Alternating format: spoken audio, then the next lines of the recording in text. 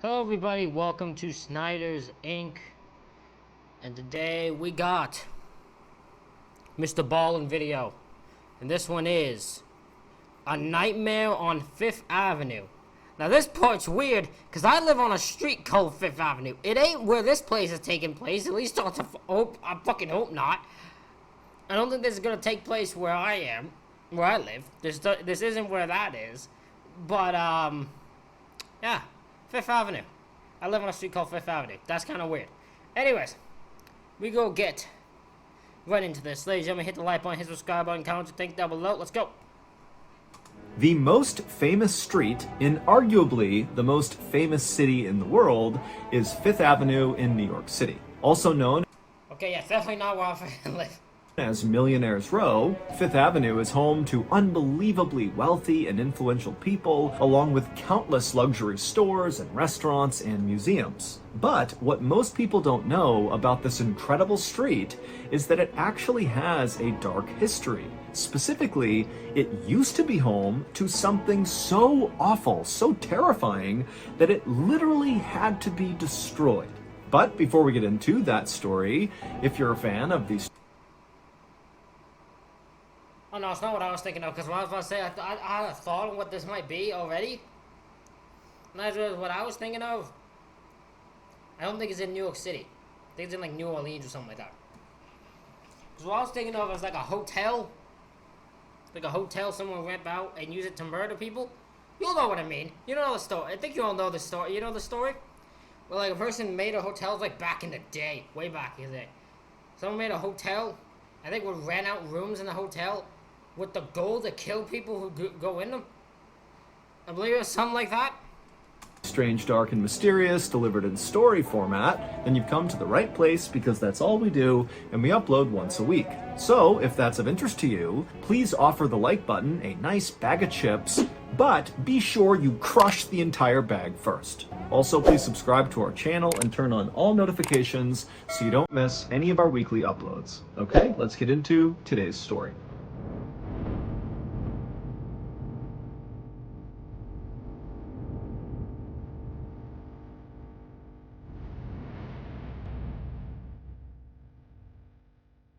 Just after midnight on March 9, 1947, a man slipped out the front door of his 4-story brownstone mansion on New York City's iconic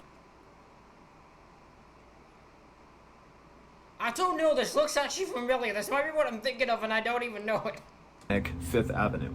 The man was named Langley Collier. He was 61 years old, and he was a trained engineer. He was a very famous concert pianist, and he was very wealthy. But he didn't dress like he was wealthy. This night, Langley was going for an 8-mile walk to the south to Brooklyn, New York, where he was going to pick up a very specific thing that he needed for his older brother Homer, who was currently laid up in bed on the 2nd floor of the mansion. It was a freezing cold night, and so as Langley walked along the road, he flipped up his collar of his very shabby wool coat that was held together by safety pins. Nowadays, Langley felt like the only time he was safe going outside was at night, because at nighttime he could kind of hide from the prying eyes of his neighbors or police officers or really anyone. It was the one time he could basically be invisible. And so Langley scurried his way down the dimly lit sidewalk. Well, that looks like something a criminal would do. That sounds like something a criminal would think about. I was like, shit, how can I hide from people or police? Well, I gotta go at nighttime, that's the only way I can. Looking left and right constantly to make sure he wasn't being followed. And then finally at 2 a.m. he arrived at his destination in Brooklyn, a very particular set of dumpsters. And right away, Langley got to work. He went in that dumpster and he got the things he was looking for and then put them in his bag, slung it over his shoulder, and then began the long, slow walk back home. Several weeks later, on March 21st, the phone rang inside the police station near where the Collier brothers lived. And so a sergeant picked up the phone, and on the other line was a guy who called himself Charles Smith, and in a very gruff voice, he told the sergeant that there was a dead body in the Collier brothers' mansion. Now, while of course this was a huge tip, The sergeant was skeptical because the police were aware of the fact that there were lots of rumors floating around about the Collier brothers. They were very eccentric. I mean, Langley's going out at night with a bag over his shoulder and going to look at dumpsters in Brooklyn.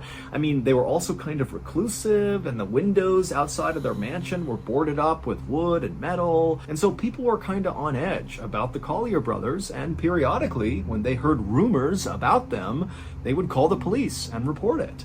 And so the police were used to getting these rumor calls, going and checking it out, only to discover that they were not true. And so this sergeant said to Charles Smith, well, how do you know there's a dead body inside the mansion? But the caller simply didn't answer and hung up. And so because the sergeant did not necessarily believe this was a credible tip, instead of sending an entire investigative team to the mansion to check out this dead body, he asked a single police officer to, when he had time, make his way over and basically do a wellness check on the Collier brothers. And so later that... Okay. I somewhat get that, I somewhat don't. I mean... Because doing a wellness check on them does not help them find a dead body. Because if them two are okay, then you did your wellness check. So the dead body, the person that said the dead body was one of the brothers. So that doesn't work. But I guess these people just aren't interested in doing the job. I mean, it's New York. Why am I surprised? day, this one lone... New York back in the day. I bet you New York cops are way more better now. Back in the day, freaking hell, if there was ever a public, people are most likely corrupt back in the day. Police officer showed up to the Collier brothers' mansion. He got out of his cruiser and he just stopped and looked at the brownstone mansion. Even though it was every bit a mansion, it was not in good condition. All the windows were boarded up with wood and metal, and the glass behind them was all shattered. There was newspapers coming out of the broken windows like they had been jammed up against the inside of the windows. There was all this furniture and wooden crates and just junk piled up outside the front of the property. I mean, the place looked kind of dilapidated, and he was shocked that anybody lived in here to begin with. But the Collier family were not normal people. Langley and Homer's dad was a doctor, and he would take home pieces of real people, like parts and organs and that kind of thing, and he would put them in glass jars and put them on display all over the house. Okay, that's how you raise serial killers. That is how serial killers become raised.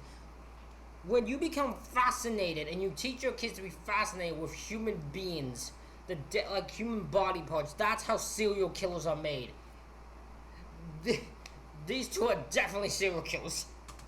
Their dad also always canoed to work, which meant walking out of the mansion with a canoe on his shoulder, walking to East River, canoeing his way in his fancy doctor clothes all the way until he got off, and then carrying the canoe to his office building. As for Langley and Homer's mother, she was the first cousin of their dad, and she also kicked their dad out of the house when he tried to convert their entire house into a sanatorium, which is kind of like a cross between a hospital and a resort for people who are recovering from tuberculosis. And so the brothers had grown up in this very... I can somewhat understand that. I wouldn't want my goddamn place turned into that either. Like, I have no problem with the fact that I need to be cared for, but I don't want my house, I don't want to live in the area, in the building, where people are being checked for tuberculosis. That thing, I can't say the word, sorry.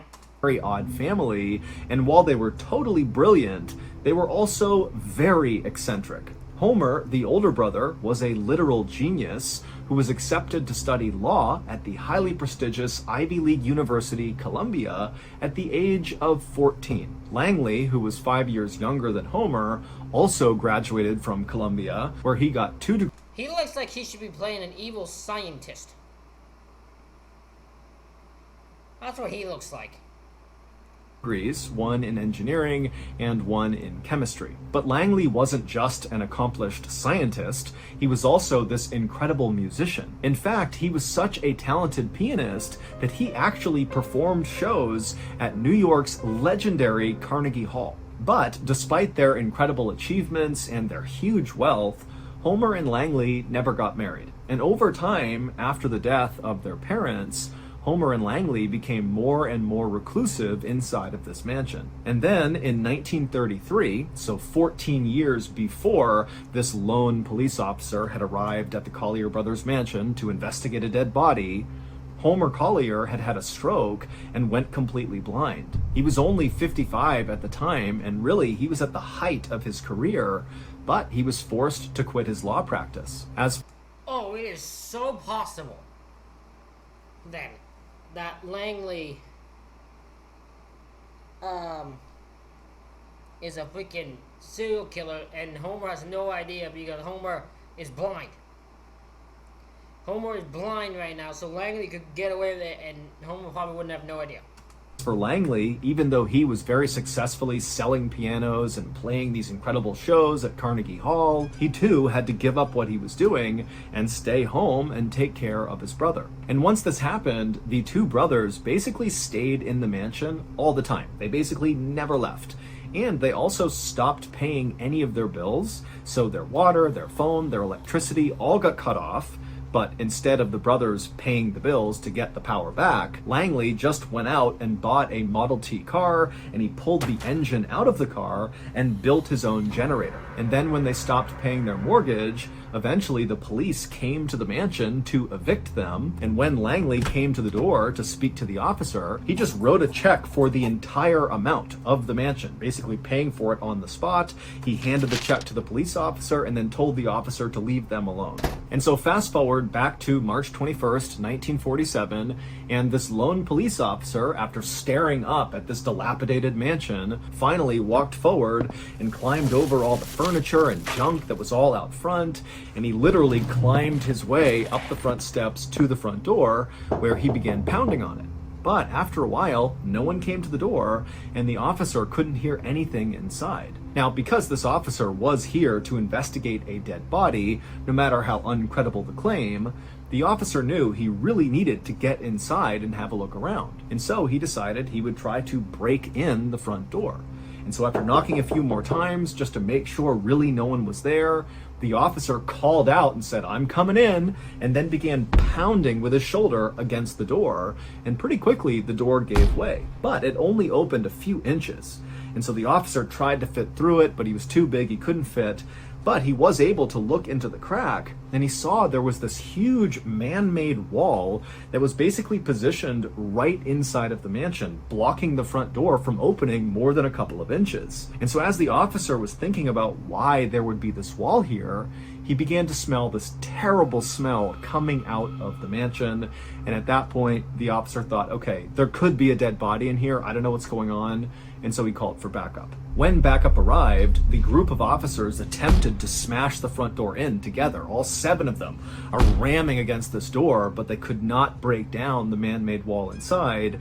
And so ultimately, the police got a ladder and they lined it up on the side of the property, and one of the officers was able to climb up to the second floor, break a window, and climb in that way. And once the police all made their way into the second floor of this mansion, they realized very quickly that the tip Charles Smith had given had been correct. There was a dead body inside of this mansion. It was Homer Collier, the older brother. He was seated in a chair in this alcove on the second floor. He only had on this ragged bathrobe, and he was kind of slouched forward with his head resting on his knee with all these orange peels all around him. The coroner would ultimately determine that Homer likely had been dead for about 10 hours.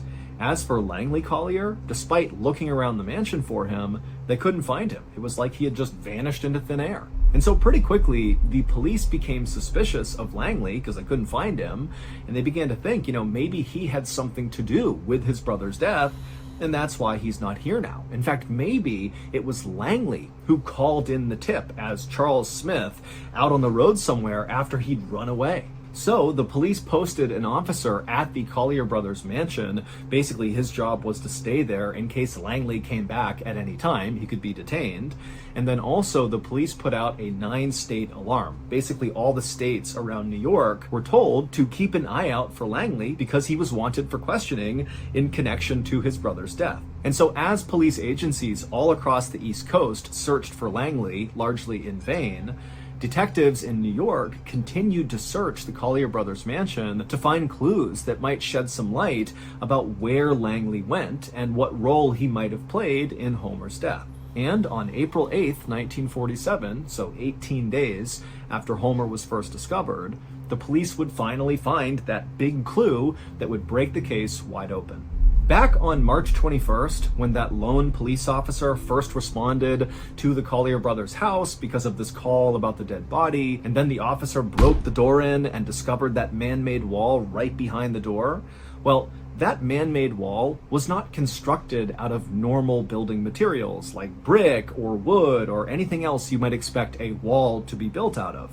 Instead, it was built out of things like chairs and beds and a sewing machine and all sorts of just junk. It was trash. And this trash wall started right in front of the inside of the front door, and it extended back towards the interior living space of that floor. Except there really wasn't any living space at all anywhere inside of this mansion. Not the second floor, first, third, fourth, nowhere. Because every surface inside of this mansion was covered wall to wall, floor to ceiling in trash. Things like 14 broken pianos and...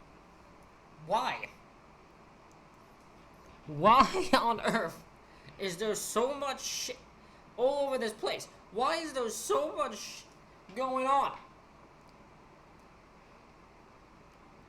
These guys are hoarders of all hell. This is next level hoarding. This is the first case of hoarding. Jesus Christ. X-ray machine, there was a horse's jawbone, there were 25,000 books, and of course they had all of their father's glass jars that contained all of these human body parts. And over the years, the Collier brothers had apparently begun to think that their neighbors and random passerbys out on the street would someday break into their mansion and steal these treasures from their home. For reference, the Collier brothers did have real treasure in their house. They had tons of cash, they had jewelry, I mean, they had real valuables. But to them, that wasn't the real treasure. The real treasure were the things they pulled out of the dumpsters all around the city. Paranoia and bizarre delusions at its finest, where they see something like this, oh my god, they're gonna try to steal this random ass horse jawbone. They're gonna see this and think this is worth millions. We got to kick this wall, but grab me some chairs and shit. We're gonna build this makeshift wall to protect the jawbone. And so that was the stuff they were worried about getting stolen from random people outside. And so they had begun fortifying the inside of this mansion to protect themselves when inevitably these people began breaking in. And so basically the inside of their mansion had not just been turned into a big trash pile, but instead they had created all these sophisticated tunnels through all the trash that was everywhere, and lining these tunnels and all these special alleyways they had built were real booby traps. And it was when the police were inspecting one of these tunnels with booby traps in it that they discovered the big clue that broke the case wide open. Based on that big clue, here is the leading theory about what happened to Homer and Langley Collier. Back on March 9th, 1947, so the night that Langley had snuck out the front door in the middle of the night. Oh my god, please tell me that the thing they found was just Langley in a booby trap. Please tell me fucking Langley fell into his own booby trap. With his shabby clothes on and headed to Brooklyn, where he went dumpster diving. Well, he wasn't just dumpster diving to find new treasures to bring back to the mansion to stuff inside. Instead, he was actually looking for something really specific for his brother. He was looking for oranges, like the fruit. And this particular dumpster in Brooklyn was right behind a store that sold fruit, and so there were always lots of oranges in this dumpster. Langley was actually trying his very best to take care of his older brother Homer. He had actually begun doing research using his father's old medical textbooks to try to find a cure for Homer's blindness caused by his stroke. And at some point, Langley believed he really had come across the cure. And the cure was basically for Homer to eat oranges. lots and lots of oranges. And in fact, over the last several weeks before this night, Langley had already made this change in Homer's diet. He only fed him oranges for every single meal. He got them from this dumpster and he fed them to Homer. And Homer, he too believed this cure was going to work, and so he ate the... Well, you eating oranges from a dumpster probably has a bunch of diseases and shit that just is probably destroying Homer. Oranges without question. And so back on March 9th, after Langley had gathered up the oranges from inside this dumpster, slung it on his shoulder, and walked back to his mansion, he maneuvered his way through the crack in the front door because he was super skinny. He was able to barely get through.